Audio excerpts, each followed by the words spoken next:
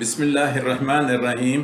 آج کا میرا موضوع ہے لوح محفوظ اور مفتی تقی عثمانی دیوبندی۔ تحریر ترمذی، لکھنے والے ہیں اشرف علی تھانوی اور نظر ثانی محمد تقی عثمانی، اور پیج نمبر ہے 488۔ فرماتے ہیں محی الدین ابن عربی کو لوح محفوظ تک رسائی حاصل تھی۔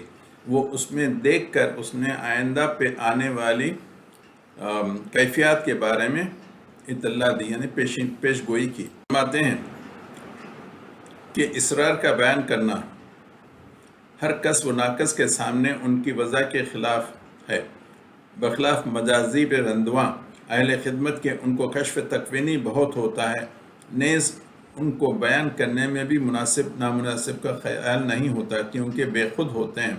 حضرت موسیٰ علیہ السلام کا علم اعلیٰ ہے، کیونکہ علم ذات ہے جس کی اطلاقی حالت ہے، اور جہاں ماضی حال مستقبل سب یکساں ہے، اور لوح محفوظ کا علم مقید زمان ہے۔ پس عجیب نہیں کہ حضرت خضر علم بھی ایسا ہی ہو، اور بظاہر معلوم ہوتا ہے کہ حضرت شیخ اکبر محی الدین عربی کا کشف جناب رسول اکرم صلی اللہ علیہ وسلم کے کشف سے بڑا ہوا ہے، کیونکہ انہوں نے جس امر کے وقوع کی اطلاع عربی نے جس امر کے وقوع کی اطلاع دی ہے، میں سال و سال یعنی ایئر وائز دی ہے۔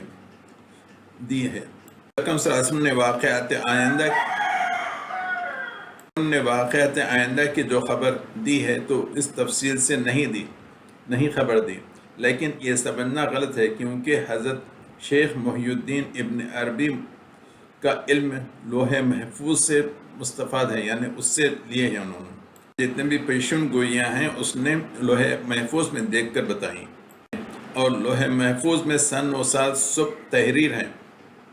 رسول اکرم صلی اللہ علیہ وسلم کا علم لوح محفوظ کو خطا کر کے حق تعالیٰ کی علم ذات والا صفات تک پہنچ گیا ہے، اور وہاں سن و سال کچھ بھی نہیں، سب زمانے برابر ہیں۔ ابن عربی کو لوح محفوظ تک رسائی تھی، اور رسول اکرم صلی اللہ علیہ وسلم کو لوح محفوظ تک رسائی نہیں تھی۔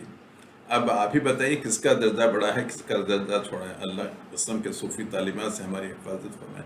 لوح محفوظ کو سوائے فرشتوں کے، اور وہ بھی اللہ تعالیٰ کی اجازت کے بغیر، کوئی وہاں تک پہنچ ہی نہ سکتا، نہ اس میں دیکھ سکتا ہے۔ وہ ایک محفوظ چیز ہے۔ اللہ تعالیٰ صوفیوں کے شر سے ہمیں بچائے، آمین۔